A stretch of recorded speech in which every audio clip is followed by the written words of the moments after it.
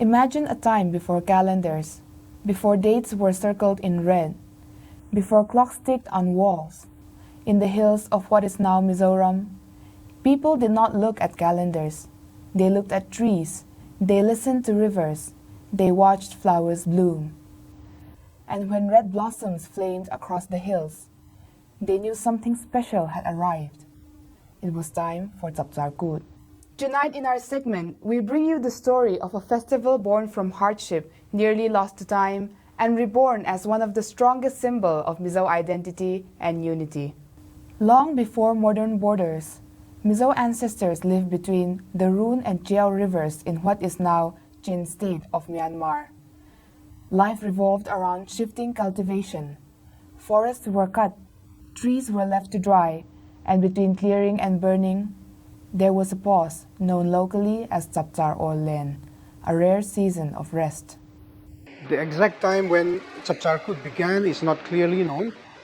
However, many scholars believe that it first started sometime in the late 15th century when the Mizos settled in a place called Klang. According to a popular narrative, Chapchar Kut began after a group of young men returned from their hunting venture empty-handed, and they felt ashamed to face women and children who were eagerly waiting for their return. To encourage them, the chief decided to prepare a feast for the hunters, and this led to a joyful celebrations where young men and women sang and danced together. And during this time, a dance form called Chai was also created. Later, other villages also began celebrating the Chapchar Kut, and it gradually became a traditional practice among the Mizo. They brought rice beer, they sang songs and performed the Chai dance, and in the evening, women and children, they shared and fed one another kutsa, the festival meat, and also the boiled eggs collected from each household. And this sharing and feeding of one another is called Hauhnar. There were no written schedules. Nature decided. When hwang leaves fell, when far-trot flowers bloomed red against the hills, when the Tuipui River carried dry leaves downstream, the elders would say, "Prepare." But preparation was not only about food. It was about character. Clothes were lent to those who had none. Beads and ornaments were shared. The village crier announced a ban on conflict and quarrels. For a few precious days, grudges were forbidden. Joy belonged to everyone. However, in the early 20th century, missionaries arrived. Christianity spread rapidly across the hills. Society transformed. Some traditional practices, especially those involving rice beer and rituals, were viewed cautiously. Chapchar Kut slowly faded. For years, it survived only in memory, a festival nearly lost. Scholars have different opinions about whether Chapchar Kut is a religious festival.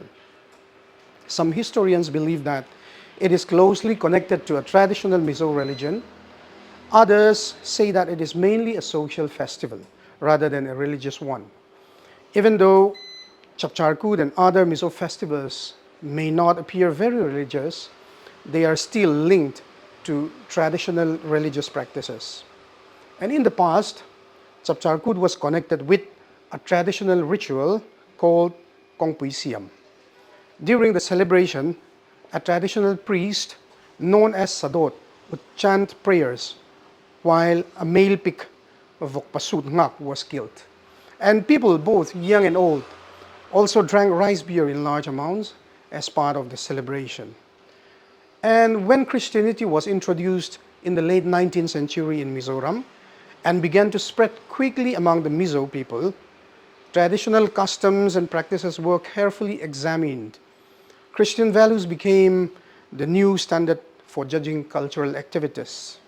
However, this does not mean that all Christians, both Mizo and foreign missionaries, the SAP, tried to remove traditional culture.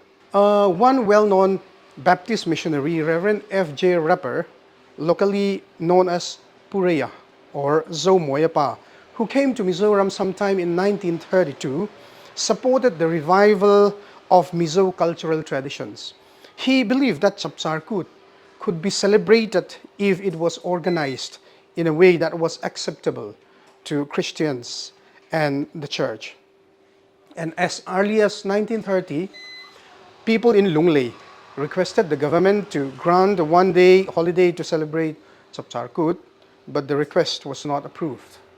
And in 1952, after the district council was formed, the idea of bringing back Chapchar Kut was seriously discussed.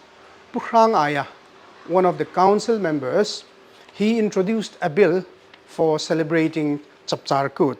And the district council then declared a 3-day holiday for celebration of not only Chapchar Kut but also Pol Kut and Mim Kut. However, apart from small celebrations in some villages, there were no large-scale festivals at that time.